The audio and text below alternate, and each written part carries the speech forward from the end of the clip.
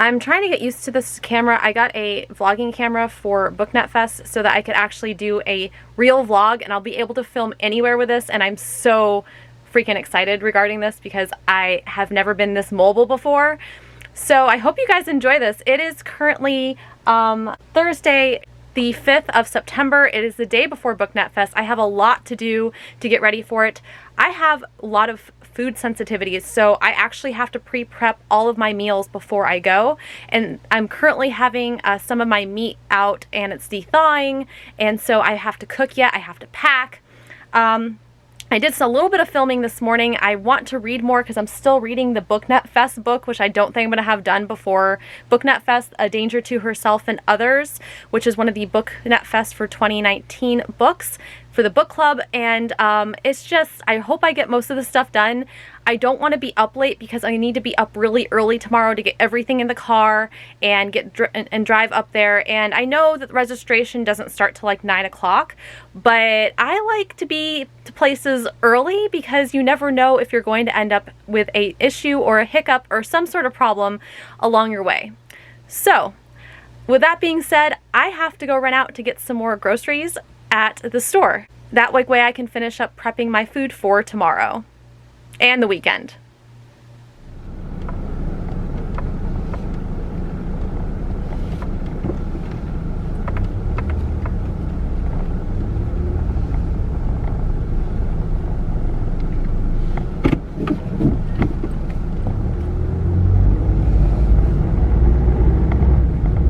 I just finished going grocery shopping. I went into Walmart for a bag of rice, and I came out not even 5 minutes later, and I forgot where I parked.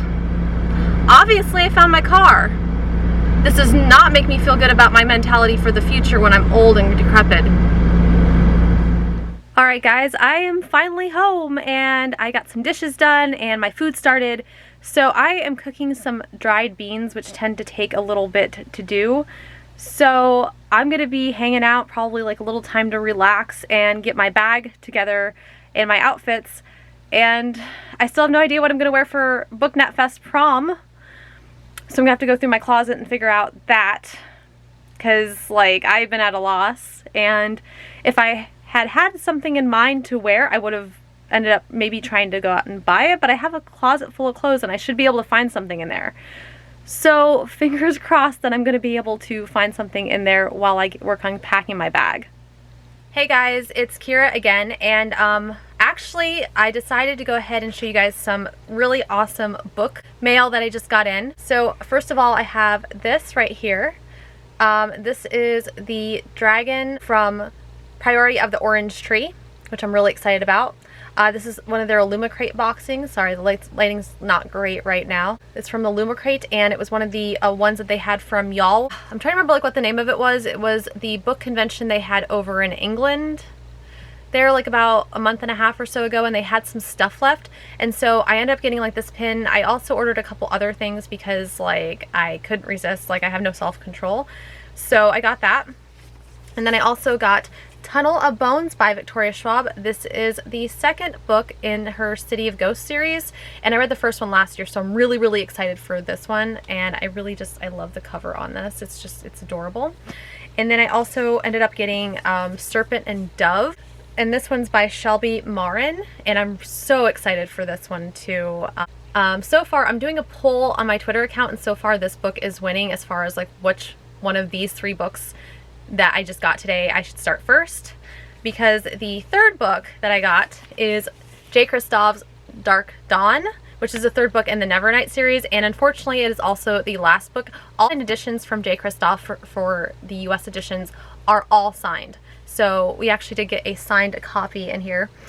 I am so excited. Like I have been waiting 2 years for this, and I cannot wait to get to this one. This is like just, I'm so ecstatic for this.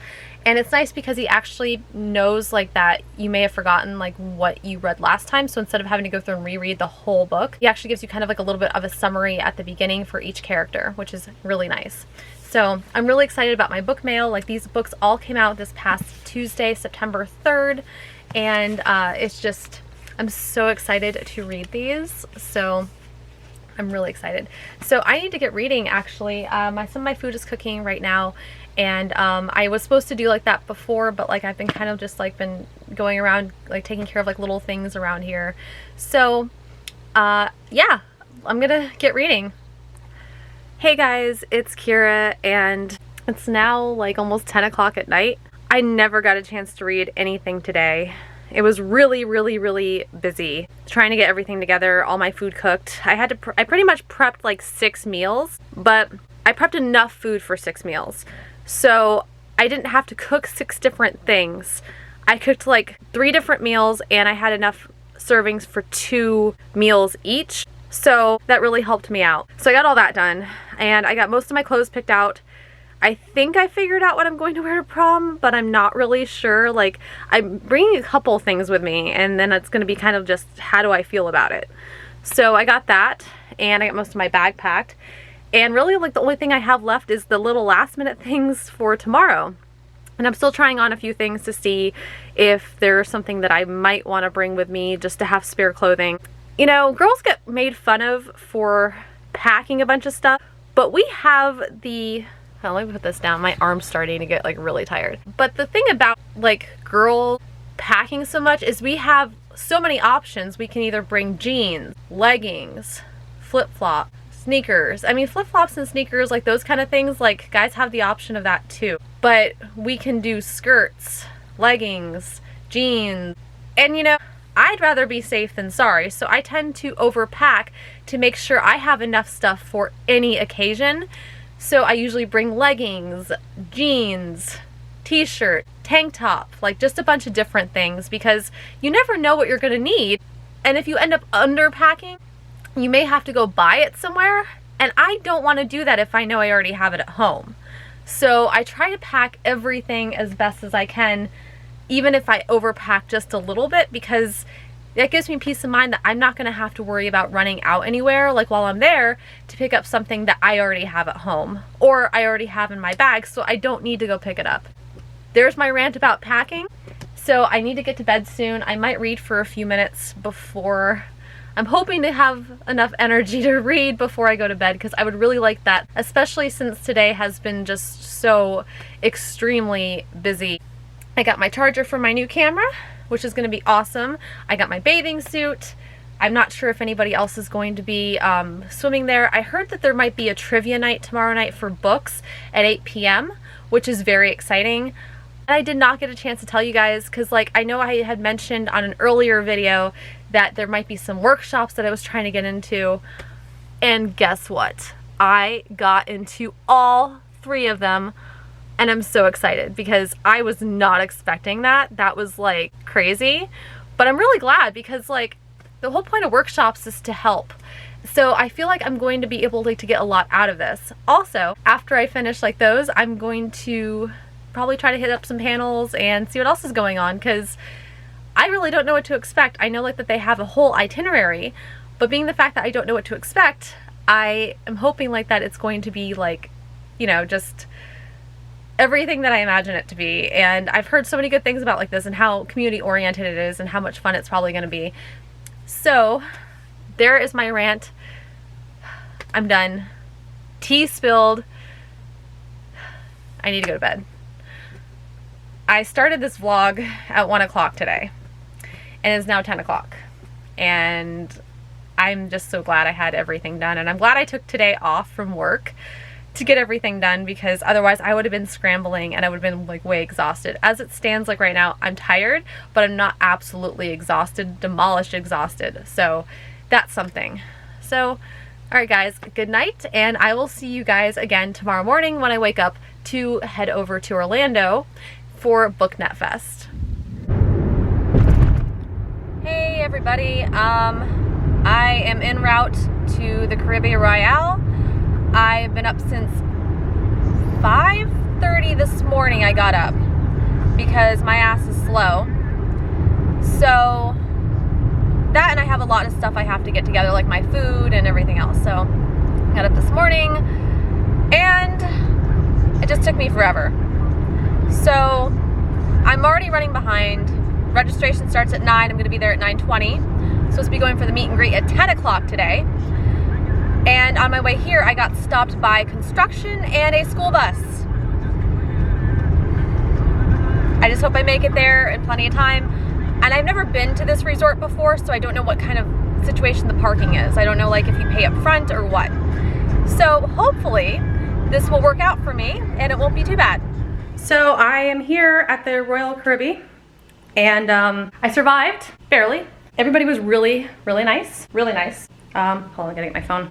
And it went well. Like, I mean, I talked to people. So, you know, I think considering the fact that I talked to people, that was, you know, pretty accomplished.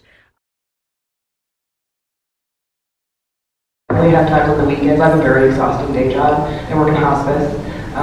So I don't read during the week that much. I come home and play video games because I'm like, give me achievement, give me happiness. Yeah. So sometimes I don't read during the week, but then I do a lot of reading on the weekends, but it's a split in my brain that I know I'm reading for enjoyment. I really want to, and I want to like binge read these things, but also I'm like, this is the only time I have to read, which I want to read for fun, but also I'm like, this is the only time I have to read. If I'm going to put out any kind of content, like you kind of have to do it now. Yeah. And I find myself like getting mad about it. Like it's like, well, I don't want to go out and be social because I kind of have to read because I want to, but like I also, this is my only chance, you know? So that struggle when like life starts to get in the way is interesting, and especially being on, like you were saying, you've been on YouTube for a while. I've seen that evolve. Like last year I was talking about how I just finished my master's degree and I'm gonna have all this time. I don't. So like nothing changes. Once you get to adulthood, it's like, oh now like there's never those summer breaks. My brain still thinks there's summer breaks. Do you guys have that as adults? Like I'm like, my brain was like for 18 years, well no, like 21 years there were summer breaks and now there's not anymore. Right, and I think feeding into what you were saying about, you know, only having this limited time to read and, you know, having to decide, am I going to read and then somehow find time to edit? Because, you know, as content creators, we know that editing can be very exhausting. Or am I just going to take this time to de-stress and just read? And for me, I found a new conversation happening, just to link back to mental health, is I have this struggle with social media as well. Because I came up during a time where there was no social media. So social media came about when I was thankfully out of college, and there were a lot of things, glad that weren't captured. But social media came out after that time, so it was kind of like that weird millennial spot where now, you know, there are babies being born that will never know a world without social media and the internet, and I didn't have that experience. So I have this internal battle of being a content creator. It's very unique. I love making videos. I love my channel. I love the BookTube community. I love talking about books, and I want to share that. But I also don't want to spend all my time filming every moment of my life and filming like 8 videos a week. And God bless the people that do, because I don't know how they do it. But you know, it's like this hard battle because I want to be able to be in the moment and just. I just want to read it. And not only that, but it filled up. Because I emailed her the other night saying, I need to know like how many people, please, because I have like stuff I need to print out. She's like, you filled up 30 people. I'm like, but I'm really glad that all of you are here. I have not attended any prior workshops that have ever been done at Booknetfest. I've done like writers' workshops at science fiction convention where there's like actually the work element involved. You know, there's stories being written and all of that. So I have no idea what anyone does. So I want to make this like a very informal kind of talk. It's going to sort of hopefully harken back to some, you know, my memories as a little first year film student, where like the best profs were the ones where you just felt like you were hanging out and you're just kind of sharing knowledge and information. And I'd like for it to be just a very informal environment. If anybody has a question or just or just some ideas to offer, feel free to throw a hand up and do that, because I want to keep this, you know, really like, you know, just we're a big group of friends and we're going to be exchanging some ideas. Gosh, all right. So in a minute I'll hang some of these out. But first, what do I mean by the name of this workshop? Vlog like a filmmaker. What exactly does that mean? What do movies mean to us, right? We're all here as book readers, but we have our favorite movies. This is a media in which stories are told. And so vlogging is a thing to think about as an exercise in storytelling. You know, this should be obvious. I'm going to say also, a lot of you are probably, I'm going to assume booktubers here, so we have channels, we know some basic techniques, we're already making videos. But what is it about, for example, I want to hear a little bit of feedback first from some of you in terms of what kind of content, perhaps, or maybe you're here because you'd like to start making some new kind of content, stuff that you haven't done before. You know, it's one thing to, you know, do your TBRs and your hauls and, you know, and whatever it is. But you know, is there something new that you'd like to try to kind of step out of your creative, you know, comfort zone for a bit? Or are you already doing some things, like some vlogs, but maybe you want to, you feel like, I'm not 100% happy with, you know, how this is turning out when I do these, or I'd like to do, I know what I want to do better, but maybe I'm not sure how. Who has? Hey guys, it is 8 o'clock on Saturday. This is day 2 of Booknetfest. I am wearing my outfit for the day. I went through 3 different outfit changes yesterday because it's just so hot and disgusting here in Florida. All the humidity and all the mugginess. So, this is my outfit for the day. I'm really in like the retro stuff, and one of my favorite things to wear is like Converse. So I decided that that's pretty much all I brought with me for shoes, including my prom shoes that I'm going to be having tonight. They are all Chucks because Chucks are really comfortable. I wear them with shoe inserts to give myself a little bit of extra support. I don't like them without because they really are just really flat shoes, but otherwise like they are super comfortable. And I made sure I got my cardigan because it gets really cold inside. I mean, I'm used to the heat, but I'm also used to being inside, like where they make you freeze. So I'm gonna go ahead and get today started, and today is gonna be the longer day of the 2 days, and we'll see how this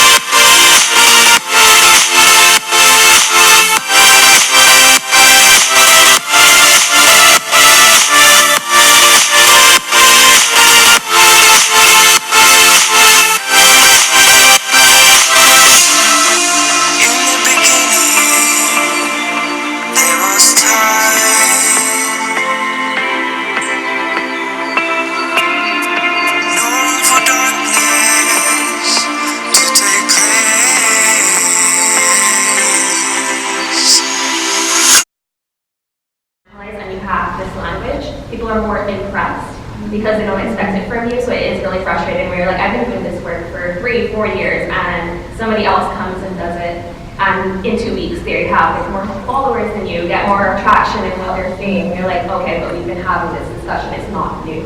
I mean, especially like, again, often this really happens to women of color specifically, when they say something, they're belittled to just being angry, but then a white counterpart does it and they're praised because they're woke. So it's basically the same thing being said, and the fact that Black and brown people or marginalized people in general are expected to cater to the feelings of the privileged and take down their own hurt, because often it's not anger, it's hurt, and the fact that they have to take that down to seem more appealing, but then even when they do that, their voice still isn't respected, is really telling.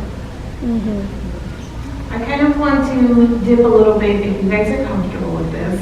We've been talking a little bit about drama in general, but is there anything that has been happening in your corner of whatever the book community is recently that you would like to talk to us about or share with us about, or like anything, even maybe in more generalized terms, like the atmosphere of like what is going on in the community where you I feel like the discussions have been getting a little bit more nuanced online now on book Twitter, specifically like the diversity discussion. It started off as, where are all these people? And now it's like, how do we support the people who are here?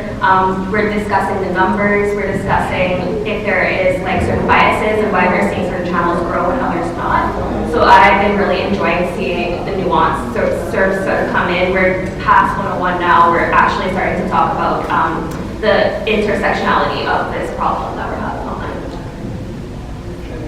I see us talking about the intersectionality of the problem, but I also see that often it is only the people who are in the intersections who are talking about it, and oftentimes others aren't listening. I've seen, to be a little more specific because I'm here to get messy, you know, often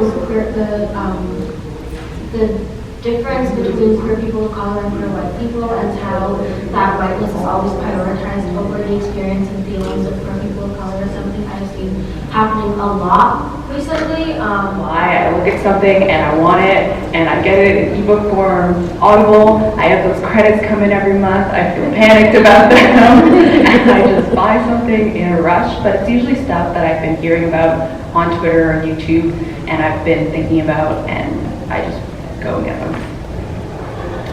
Yeah, so for me, acquiring books is as much of a hobby as reading them is. Like, I would essentially consider book collection to be a second and separate hobby.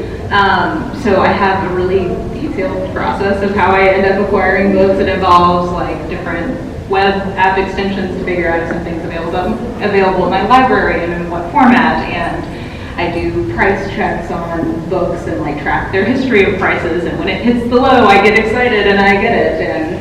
And I also read a lot of backlist titles, so I think because of that, they're often not as available in terms of the library. So for that reason, I end up buying those because they're not easily available. I also have like a whole hierarchy of like, do I want it in ebook form or physical form? I love the used bookstore, so then yeah. Discovery, it's a whole thing. So like there's a whole hierarchy of how I end up with as many books as I do. Nice. Was that always the way you collected books, or did that change when you started like talking about books online? And for you, since you're about to be a published author, the way you're collecting books, has that been changing slowly? Yeah, it's changed a lot. I remember when I was a teenager, it was like definitely different. Like I'd just roll up into the bookstore with my mom and I'd be like, can I get this because this cover is pretty? And can I get this because I think I heard about it? And like Scholastic Book Fair, I wanted to go wild. And like bless my mom, because that was not a cheap experience. And now like, after I went through university, I actively started trying to own less physical books. And so now the way I end up collecting books is very different. Like I go to author events and I go to book events, I get ARCs at those, and now I've ended up collecting books in a different way. And like sometimes I end up with books that I actually didn't even necessarily want because someone's like put an ARC in my hands and I'm like, oh, okay, I guess I have this now. So it's really changed in that way.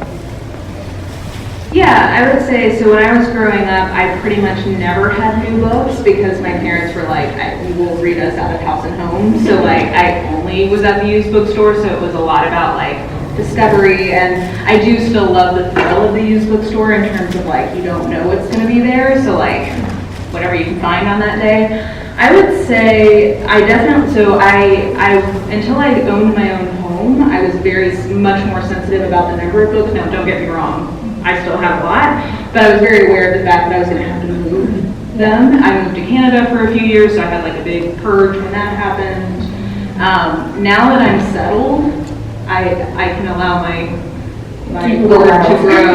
So I think it's been less about creating content and been more about where I am in my life in terms of like financially and like the situation in terms of moving books. That's been a lot more influential. So I think BookTube has coincided with me being much more focused on collection for books. Like if you watch my channel, you know that I collect Penguin Lockdown classics. I collect a lot of different editions of classics, and that's been more a function of just, hey, I'm not going to have to move these 500 miles here in a year or two. So it's, I think, been more coincidental than driving it. I know that recently you did a low buy period, so you want to tell people what your low buy period is if they don't know from your channel. Yes, so, and this is going to be personal, so just brace yourself. So my father passed away unexpectedly around this time last year, and as like a comfort mechanism, I leaned hard into book buying, because that's like something that just gives me immediate joy. So I did a lot of that, and at the end of the year I was like, okay, it's probably time to pump the brakes on this a little bit. So I mean, again, I get the thrill of the price drop, so I was like, I'm not gonna stop myself if there's like a collection thing that comes up and like I'm gonna have a stricter budget. So it was a low buy in the sense of I'm not just like, let's just go crazy here. It was much more like, okay, let's have focused acquisitions into the collection. But I actually stopped it after a few months because I was talking with my therapist and she was like, you know what, like, this is not a shopping addiction and you're sad. And I think that you shouldn't deny yourself the joy or like the enjoyment of getting a book if that is something that is, she's like, it's a defense mechanism, but it's a healthy one. You know, she's like, you're not compromising anything in your life, whatever. And I hadn't really thought about it before because I think there is a lot of pressure. There's like two forces of pressure I feel like on BookTube. There's the, we shouldn't buy books at all, like, you know, consumerism is bad and like we need to be fighting against that. And like, I want to overthrow our capitalist government as the next person. But I think there's also the feeling and the pressure of like, oh, you need to have a lot of books to be on BookTube. And I think that those are in constant kind of tension. So it was interesting because I made a whole discussion video about why I was going on a low buy. And then when I ended it, I made another discussion of like, I have done kind of both versions and I think both are healthy. Like, I think it's good to kind of check in with yourself every once in a while of like, why am I buying books? Like, I mean, again, I have 200 or 300 books on my TBR, but at the same time, I read 300 books a year. So, you know, that's basically a year's supply on hand. Is that for me that unreasonable? For me, it's honestly not that unreasonable, but for someone else it might be.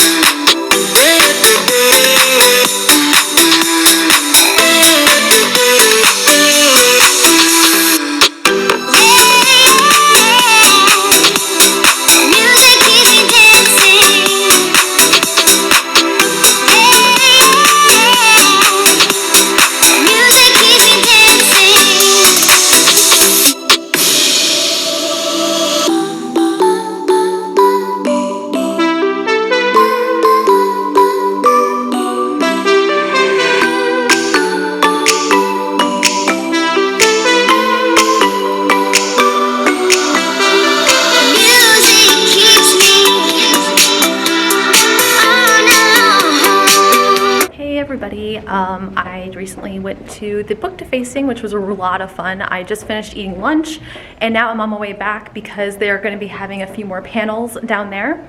The last one I think is going to be like this evening for a book signing. I don't think I'm going to do that one though. I'm just going to lounge out for a while and get ready for prom. Prom is tonight at 8 o'clock and it should be going until midnight, which I'm really, really excited about. There's going to be dancing and everything else. It's been a lot of fun so far. Like, I've met so many people and I can't wait to continue this. So I'm on my way back a little bit early before the next panel and I'll go ahead and vlog a little bit of that too so you guys can see what's going on. I am curious, I guess, going way, way back, like top level, what are some, just in general, like pros and cons that you observe in having sort of a smaller or a larger platform?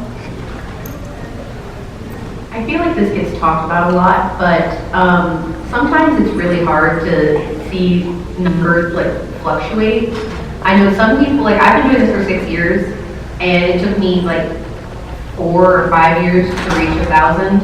It's really hard to watch numbers go up and down, especially if somebody instantly blows up. Mm-hmm. But it's something that we have to deal with, and if we're making content that we love, then I think it's okay that we can make it through the going up and the going down and YouTube's algorithm, and we're getting rid of the accounts that aren't active. We love the content that we make, and I know sometimes the numbers are discouraging, but we just have to keep moving forward and just keep doing what we love.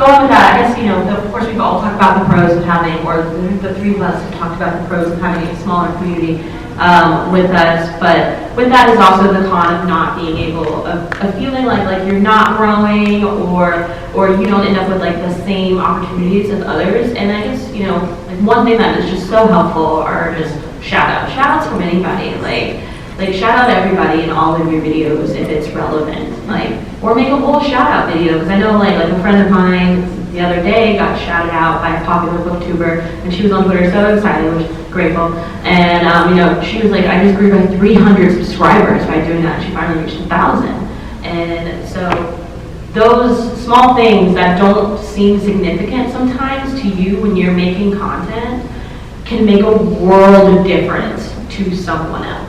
And that's just being helpful to someone else other than yourself. I think piggybacking off of that, I mean, shout-outs are like, they make your day. They're the best. We had one of my co-bloggers, Parker Miles, did a really hysterical drunk review of M.K. Jemisin's Inheritance trilogy. And when she retweeted this review, and it was like, we rode that high for like a year. That was the best thing ever. And I think, so the pro of having a small platform is that we know each other, right? We get to have really intimate, deep conversations in comments or in conversation or what have you, but it's those moments where it's like you get noticed in such a different way than you would have expected. It just like makes your whole world, you know. Some of the pros, I would say I have a lot more people that I get to talk to about the things that I love, which I'm genuinely always so grateful for.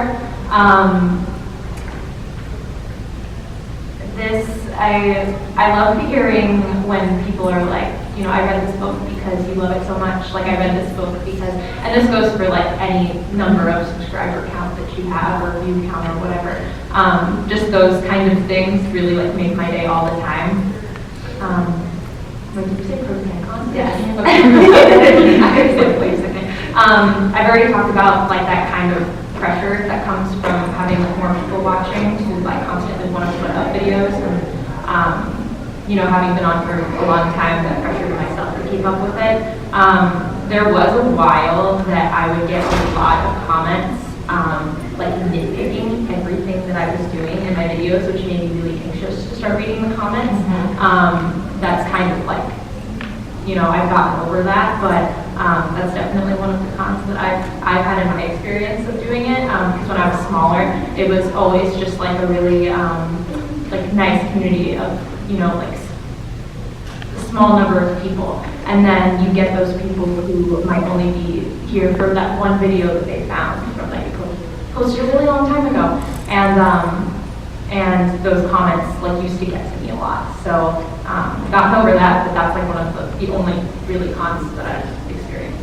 That is something that we think about a lot at my job. So we have a lot of different hosts across our channel. I don't think I said Crash Course is the YouTube channel.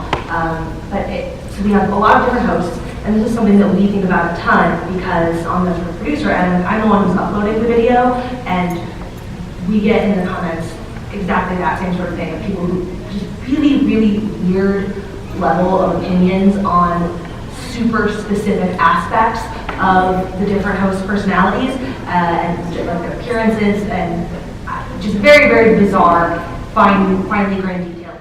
Hey guys, it's Kira again, and I am all ready for the prom after a long day of meeting some wonderful people. So I decided I like retro style stuff, so I have these Converse shoes, show you, that kind of look like they have little galaxies on them, and I went with a space theme for my dress. So here, let me get you guys a better visual of this. So I went with a space theme for the dress. This is one of my all-time favorite dresses as far as retro goes, and it fits me like perfectly, and I love like the little celestial portions of it. It's very colorful and very fun. I look like a giant science nerd, and I'm totally cool with that because I actually like some science fiction books. So, and I need to get back into reading more of those. So I am all ready to go to prom, and I'm really excited because I don't know who I'm going to see there, but little nervous too, and I'm hoping that I'll be able to get some dancing done. Feel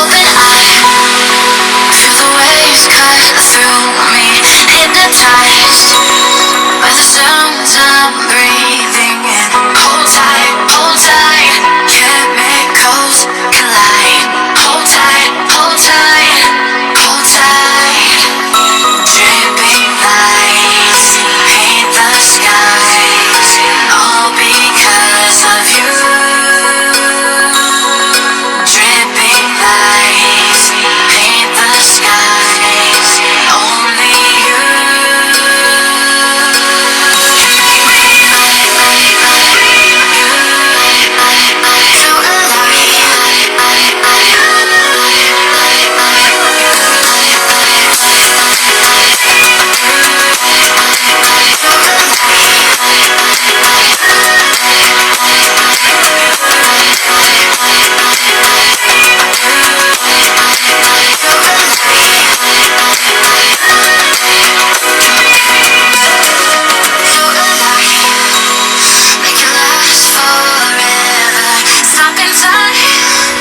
Hey guys, I am currently returning to the hotel room after Booknetfest prom, and it is 12:25 a.m.